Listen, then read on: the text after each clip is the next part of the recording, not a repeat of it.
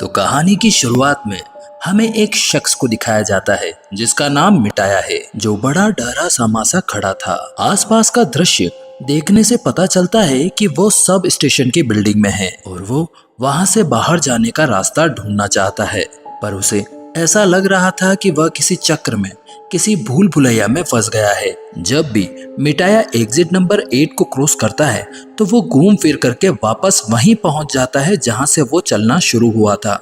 इस दौरान वो हर बार एक ही शख्स को देखता है जो उसके पास से निकलता है, जो चुपचाप बिना फेस पर एक्सप्रेशन दिए चल रहा होता है। मिटाया बहुत परेशान हो चुका था। उस शख्स के क्रॉस होने के बाद मिटाया ने रास्ता पूछने की सोची, और जैसे ही वो उससे रास्ता पूछने के लिए टर्न करता है, वैसे ही मिटाया के चेहरे के सामने वो आदमी अजीब तरीके से डरावनी सी मुस्कान लेकर खड़ा हो जाता है, मानो उसने मिटाया की सोच पढ़ ली हो। मिटाया उसका यह चेहरा देखकर पूरी तरह घबरा जाता है और उससे कुछ भी पूछे बगैर वह वहां से आगे भाग जाता है। फिर उसकी नजर एक बोर्ड पर पड़ती है जिस पर लिखा होता है एग्जिट 0, लेकिन ऊपर लगे हुए बोर्ड पर लिखा होता है एग्जिट 8। उसे यह बात बहुत अजीब लगती है। एक बार नहीं, 2 बार नहीं, यहाँ तक कि 100 बार उसने यहाँ से भागने की कोशिश की। हर बार रास्ता एग्जिट 0 पर ही खत्म होता है। बार बार वो उसी भूल भुलैया में ही घूम रहा है। उसने इमरजेंसी कॉल करने की भी कोशिश की, पर एग्जिट के सभी इंटरकॉम काम नहीं कर रहे थे। और आश्चर्य की बात तो यह होती है कि उसके अपने फोन में भी किसी सिम में सिग्नल नहीं थे। अब वो पूरी तरह परेशान हो गया था। थक हार के वो एक जगह खड़ा हो गया। वहीं उसकी नजर दीवार पर लगी एक तस्वीर पर पड़ती है, जहां पर अजीब से लूप में चींटियां फंसी हुई थी और बिल्कुल उसी की तरह मंजिल ढूंढने की कोशिश कर रही थी। लेकिन ना उस लूप की कोई मंजिल थी, ना ही मिटाया को मंजिल मिल रही थी। इस पिक्चर को देखकर मिटाया को यह कंफर्म हो जाता है कि वो किसी प्रकार के एक लूप में फंस गया है और अब पूरी जिंदगी इससे बाहर नहीं निकल सकेगा। अभी वो यह सब हताशा में सोच ही रहा होता है कि अजीबोगरीब तरीके से उसके ऊपर एग्जिट 8 वाले बोर्ड से खून निकलकर उसके मुंह पर गिरना शुरू हो जाता है। मिटाया इतना ज्यादा घबरा जाता है कि वह आगे भागने के बजाय पीछे की ओर भाग जाता है।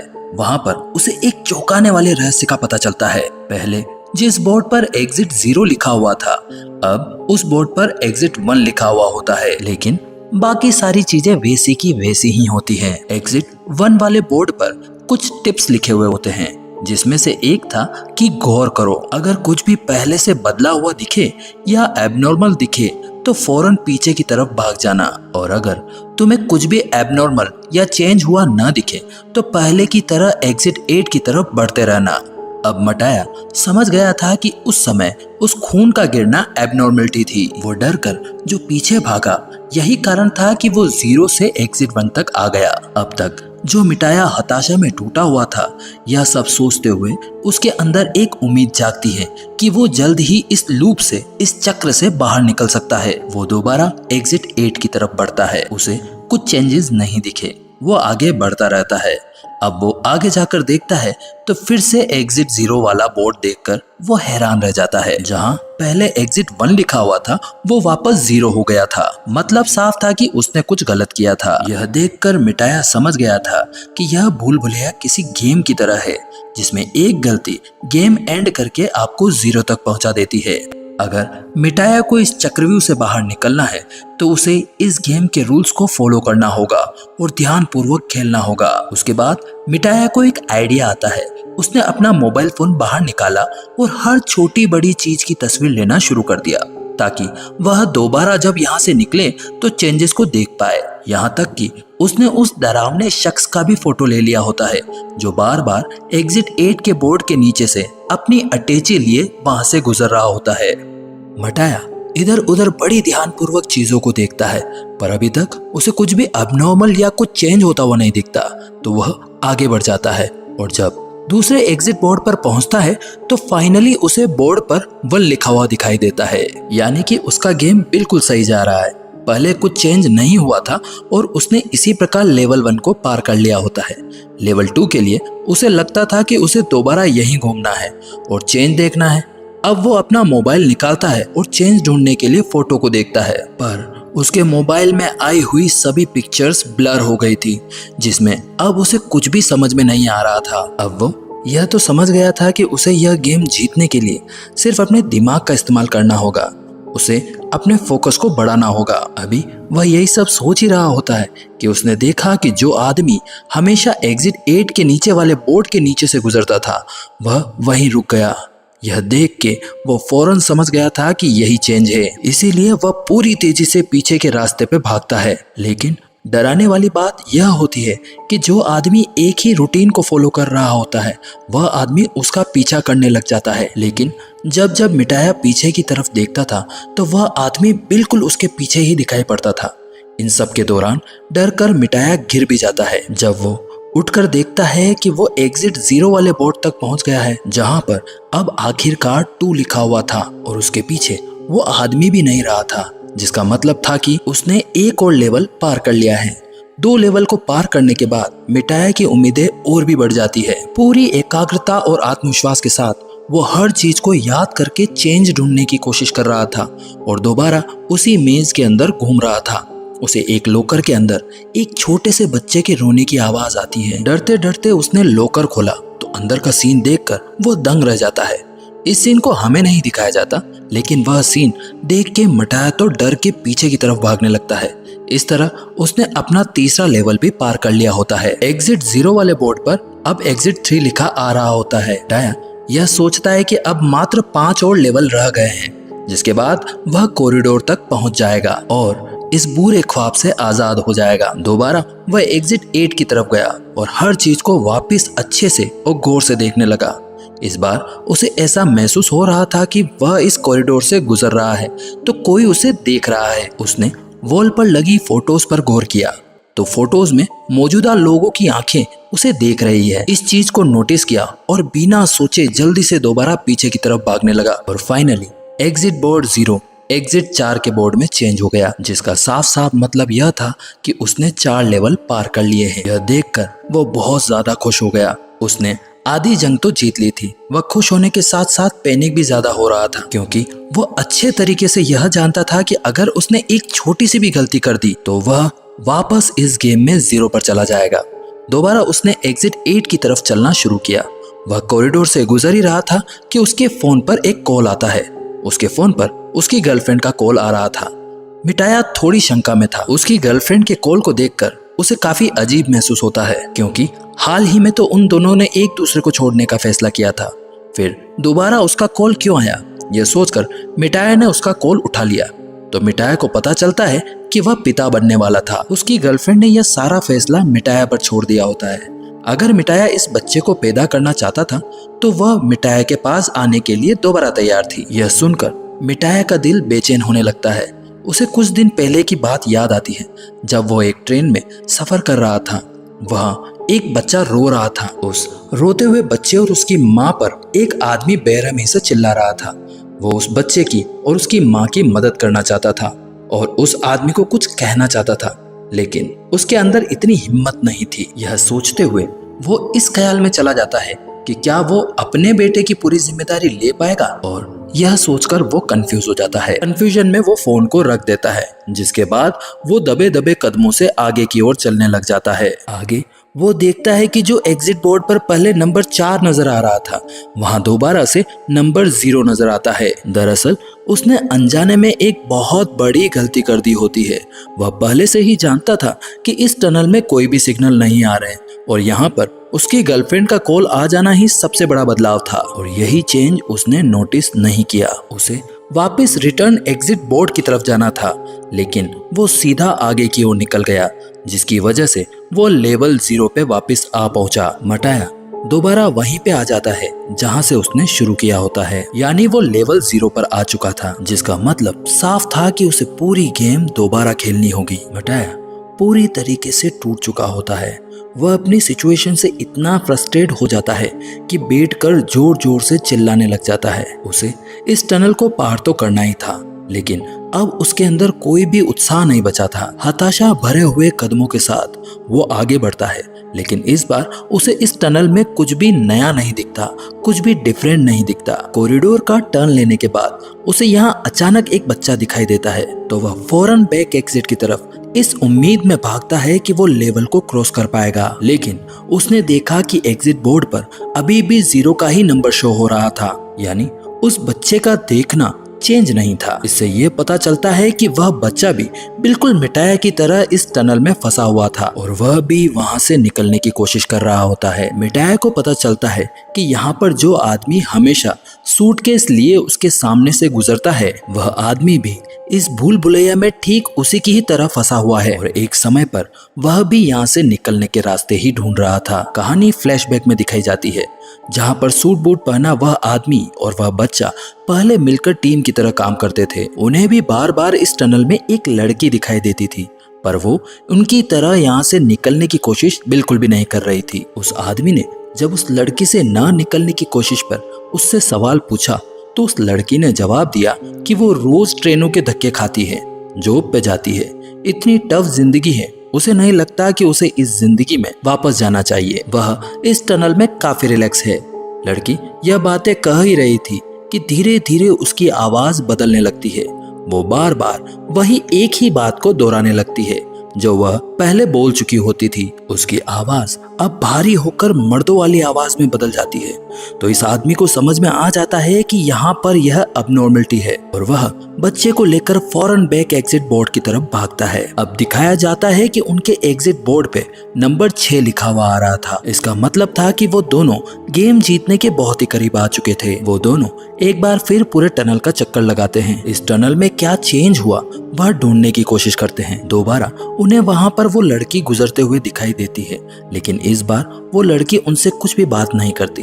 इधर बच्चा एक चीज को नोटिस करता है कि यहाँ डोर्स के जो हैंडल हैं वो बड़े अजीब तरीके से लगे हुए थे। यह बात बच्चा उस बड़े आदमी को बताने की कोशिश करता है, लेकिन वह आदमी बच्चे की बात पर ध्यान न देकर उसे इग्नोर करते हुए आगे ले जाता है और ऐसे ही उसकी छोटी सी इग्नोरेंस, इतनी सी गलती उसकी सारी गेम को पीछे ले जाती है और उसका एग्जिट बोर्ड वापस से 0 नंबर पर आ जाता है। यानी अब वो गेम हार चुके होते हैं और उसे अब यह गेम वापस दोबारा खेलना होगा। वह आदमी यह सब सोचकर पूरी तरह से टूट गया होता है, परेशान हो चुका होता है। उसने भी हार की हताशा भरी चीखें मारी होती है, लेकिन यहाँ से निकलना जरूरी था। तो वो एक बार फिर हिम्मत जुटा के दोबारा इस गेम को खेलने के लिए तैयार हुआ। उसने बच्चे को साथ में लिया और दोबारा इस टनल में चक्कर लगाना शुरू किया। पर आश्चर्य की बात तो यह थी कि उसे ऊपर जाने का रास्ता भी नजर आ जाता है। वो बहुत खुश हो जाता है। सीढ़ियां चढ़कर वो ऊपर जाना चाहता था, लेकिन बच्चा उसे समझाने की कोशिश कर रहा होता है कि यह गेम है, यह अबनॉर्मलिटी है, हमें वापस रूल्स के मुताबिक पीछे की ओर मुड़ना होगा। लेकिन इस बड़े आदमी ने उस बच्चे की बात को दोबारा अनसुना कर दिया होता है और वो सीढ़ियों पर चढ़ जाता है, जिसकी वजह से वो इस लूप में वापस फंस जाता है। वो बच्चा जो एग्जिट बोर्ड की तरफ गया था, उसने देखा कि एग्जिट बोर्ड पर अब 0 की बजाय नंबर 1 लिखा आया हुआ है, यानी कि यह बच्चा इस गेम को बड़ी सही तरीके से खेल रहा होता है। वो सीढ़ियां एक अबनॉर्मलिटी थी, बाहर जाने का रास्ता नहीं। वह बच्चा अब यह जान गया था कि वह आदमी हमेशा उन्हीं सीढ़ियों में फंसा रहेगा। खैर, कहानी वापस प्रेजेंट में शिफ्ट होती है। मियाटा को दिखाया जाता है जहां पर उसने उस बच्चे को देखा था। मियाटा समझ गया था कि वह बच्चा और वह आदमी पहले एक टीम की तरह खेला करते थे। तो इस बच्चे को अकेला देखकर वह यह भी समझ जाता है कि बच्चे को उस बड़े आदमी ने छोड़ दिया है। उसे इस बच्चे के लिए बिल्कुल भी अच्छा फील नहीं हो रहा था। अब मियाटा और वो बच्चा दोनों पार्टनर बन गए होते हैं। मियाटा ने जल्दी रियलाइज किया कि इस बच्चे का आईक्यू लेवल बहुत ज्यादा है, यानी यह बच्चा बहुत तेज दिमाग का है और वो छोटे से छोटे चेंज भी बहुत आसानी से ढूंढ लेता है। बच्चे की काबिलियत का इस्तेमाल करते हुए वह लोग जल्द ही पहला और फिर दूसरा लेवल भी पार कर देते हैं। और जब तीसरा लेवल पार करने के लिए वो जब इस टनल में घूम रहे थे, तो एकदम से टनल की लाइट फ्लिकर करने लग जाती है, यानी जलने बुझने लग जाती है। बच्चों के रोने के साथ साथ चूहों के अजीबोगरीब तरीके से बोलने की आवाजें वहां आने लग जाती है। मियाटा ने तुरंत अपने फोन की लाइट ऑन की, तो उसे वह आदमी भी बहुत ही अजीबोगरीब तरीके से खड़ा हुआ दिखाई देता है। मटाया बुरी तरीके से डर जाता है और तुरंत बिना सोचे उस बच्चे का हाथ पकड़कर पीछे की तरफ भागना शुरू कर देता है। इस प्रकार उन्होंने एक और लेवल पार कर लिया होता है। वहाँ पर जो कुछ भी हुआ जिससे यह दोनों डर गए थे वो सिर्फ इनका एक इम्तिहान था अगले लेवल के लिए। उन्होंने टनल में घूमना शुरू कर दिया और तभी उनके सामने एक औरत आ जाती है। मटाया समझ जाता है कि यह औरत भी एक अबनॉर्मलिटी है और उन्हें पीछे की ओर मुड़ना है, लेकिन वह बच्चा वहां पर अचानक रोने लग जाता है और उस औरत के पास जाने के लिए आगे बढ़ता है। वो बच्चा बहुत इमोशनल हो रहा होता है। मियाटा उसे अपनी ओर खींचकर उस बच्चे को उठाकर पीछे की तरफ दौड़ने लग जाता है और इस तरीके से उन्होंने एक और लेवल क्रॉस कर लिया होता है। लेकिन यह लेवल पार करने के बाद भी, आधी गेम जीतने के बाद भी मिटाया को कोई भी खुशी नहीं हो रही थी, क्योंकि उसे उस बच्चे की बहुत चिंता हो रही थी जो अपनी माँ से बहुत दूर था। उसे उस बच्चे पर तरस आ रहा था। उसने उस बच्चे का हाथ बड़ी मजबूती से पकड़ लिया। उसने अपने आप से ये वादा किया कि वह इस बच्चे को इसकी माँ तक पहुंचा कर रहेगा। अब वापस जब यह इस टनल में घूम रहे थे तो हैरानी की बात यह थी कि कुछ भी चेंज उन्हें दिखाई नहीं दे रहा था। लेकिन उस लड़के ने देखा कि ऊपर जो एग्जिट 8 का बोर्ड लगा हुआ है, इस टाइम उस पर 8 उल्टा लिखा हुआ है। इतना छोटा सा चेंज जो शायद कोई ही नोटिस करता, इस बच्चे की समझदारी ने इसे पकड़ लिया होता है और यह लोग तुरंत पीछे की ओर मुड़ जाते हैं और इस तरीके से लेवल 6 पर आ जाते हैं और अब सिर्फ 2 लेवल ही रह गए थे। मिटाया जानता था कि इसके बाद वो इस टनल से आजाद हो जाएगा, अपनी दुनिया में वापस चला जाएगा, लेकिन फिर भी वह अंदर ही अंदर कुछ अजीब महसूस कर रहा था। वह टनल में जब दोबारा चक्कर काटने ही लगा था तो एकदम से पीछे से पानी का सैलाब आ जाता है। मटाया फौरन इस बच्चे को लेकर वापस जाना चाहता था, लेकिन वह बच्चा गिर जाता है, सैलाब के अंदर आ जाता है। वो उस बच्चे की जान बचाने के लिए पानी के अंदर चला जाता है और पानी के अंदर जाते ही मटाया की जैसे दुनिया ही बदल जाती है। उसे एक अजीबो गरीब सा सपना आने लगता है।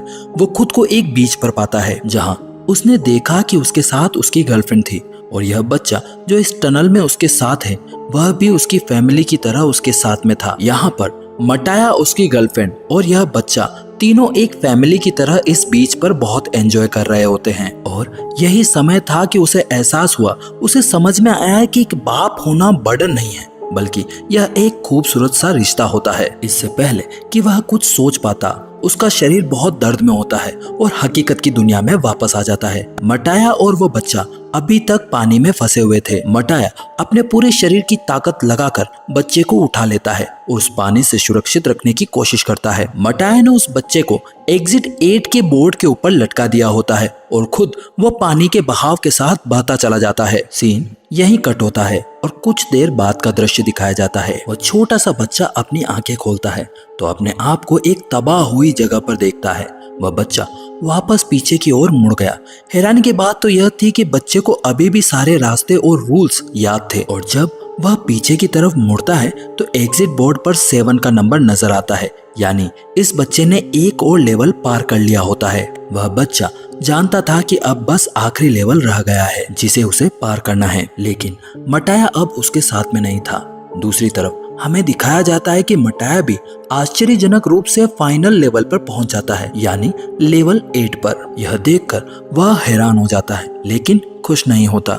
उसे यह समझ में नहीं आता कि यह उसकी जीत है या फिर ट्रैप। उसे अब आगे की तरफ सीढ़ियां साफ दिखाई दे रही थी। उन सीढ़ियों पर अब कुछ लोग चल भी रहे थे। वो कंफ्यूजन में था कि पीछे जाए या आगे जाए। कंफ्यूज होते हुए वह अपने कदम को आगे बढ़ा रहा था। उसने अपने फोन से अपनी गर्लफ्रेंड को कॉल लगाया होता है। अब उसके फोन में सिग्नल भी आ रहे थे, यानी उसे लग रहा था कि वह असली दुनिया में आ चुका है। वह इस टनल से आखिरकार आजाद हो गया है। उसकी फ्रेंड भी जब कॉल उठाती है तो मियाटा उससे कहता है कि वह इस रेस्पॉन्सिबिलिटी के लिए पूरी तरीके से तैयार है। मियाटा अब मेट्रो के अंदर चला जाता है, लेकिन अजीब बात यह होती है कि मियाटा को इस मेट्रो के अंदर सारी चीजें ऐसे नजर आती हैं जैसे कि वो इन चीजों को पहले भी देख चुका हो, वो समय जी चुका हो। कुछ ही देर में यहाँ पर एक बच्चा रोता है जो उसके पास के रिग्रेट जैसा दृश्य दिखाया जाता है। एक आदमी उस बच्चे को और उसकी माँ को ठीक उसी तरीके से डांटता है जो मूवी में हम मियाटा की सोच में देख चुके होते हैं। मियाटा ने इधर उधर लोगों को देखा, वो सारे लोग अजीब थे, सब अपने फोन में व्यस्त थे और यहाँ मियाटा का दिल पूरी तरीके से टूट जाता है। वो समझ जाता है कि इस बार भी वो गेम के ट्रैप में फंस गया था। वापस से वो एक लूप में फंस गया होता है। उसने बहुत बड़ी गलती कर दी होती है। अबनॉर्मलिटी देखकर वह एग्जिट बोर्ड की तरफ वापस नहीं गया, बल्कि आगे बढ़ता रहा और इस तरह अब वो दोबारा इसी लूप में फंस जाता है जिसमें से वह निकलना चाह रहा था। और बस इसी के साथ मूवी इस मिस्ट्री के साथ में खत्म हो जाती है कि क्या मियाटा आजाद हुआ होगा या फिर आज भी उसी टनल में घूम रहा होगा। तो दोस्तों, आशा करता हूँ कि आपको द एग्जिट 8 मूवी का एक्सप्लेनेशन पसंद आया होगा। जल्द ही मिलते हैं नई मूवी एक्सप्लेनेशन के साथ, तब तक के लिए धन्यवाद।